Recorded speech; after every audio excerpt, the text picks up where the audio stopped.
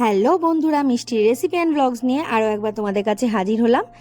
আজকে তোমাদের দেখাবো যে ডালিয়ার পায়েস কীভাবে করব।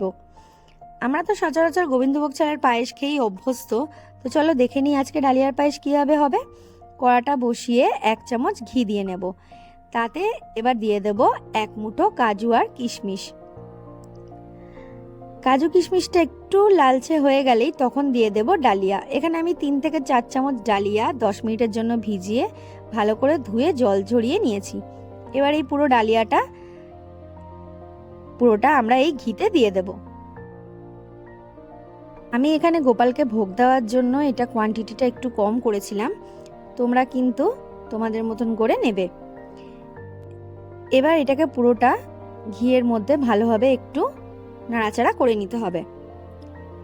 দেখবে যেন ডালিয়া একটুও যেন লাল না হয়, তাহলে কিন্তু ডালিয়া শক্ত হয়ে যাবে।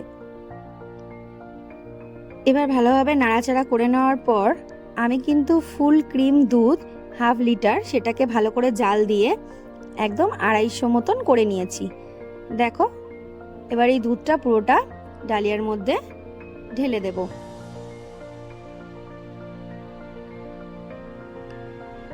এবার আবারও ভালোভাবে নাড়াচাড়া করে দেবো। দুধটা দেওয়ার পর কিন্তু ডালিয়াটা ডেলা পেকে যাওয়ার অনেকটা চান্স থাকে, তাই সেটাকে ভালোভাবে নাড়াচাড়া করে দিতে হবে, যেন ডালিয়া একটুও যেন দলা পেকে না থাকে।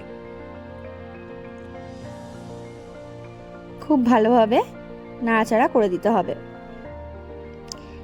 এবার আমি একটু কালারের জন্য দিয়ে দিলাম কেশর। এখানে কালার আর ফ্লেভার দুটোই খুব ভালো হয় কেশর দিলে, তাই আমি কেশর দিয়ে নিলাম 1 পিঞ্চ। এবার আবারও ভালোভাবে নাড়াচাড়া করে দেবো। এইভাবে কিন্তু বারবার নাড়াচাড়া করতে হবে যেন তলা লেগে না যায়, আর যে কোনো পায়েস এই তলা লেগে গেলে কিন্তু খুব বাজে একটা গন্ধ ছাড়ে, তাই জন্য ভালোভাবে নাড়াচাড়া করতে হবে, গ্যাসটা অবশ্যই সিমে রেখে।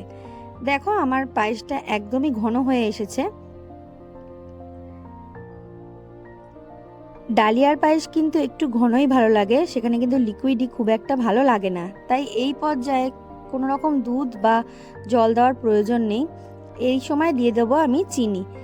চিনি দিলে কি হবে, চিনির যে রসটা আছে সেটাই কিন্তু ডালিয়াটা একটু লিকুইড ফর্মে চলে আসবে।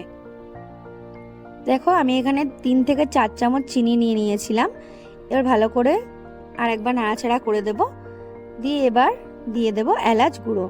আমার এখানে এলাচ গুঁড়ো আমি দিয়েছি, তোমরা কিন্তু চাইলে গোটা এলাচও থেতো করে দিতে পারো। এবার আরও একবার ভালোভাবে নাড়াচাড়া করে নিলাম। দেখো, কালারটা কি সুন্দর এসছে। ব্যাস রেডি হয়ে গেছে আমাদের ডালিয়ার পায়েস। তো তোমরা যে কোনো অকেশনে এটা অবশ্যই রান্না করতে পারো, জন্মদিন হোক বা পুজো আচ্ছা, তোমরা অবশ্যই এটা ট্রাই করে দেখো।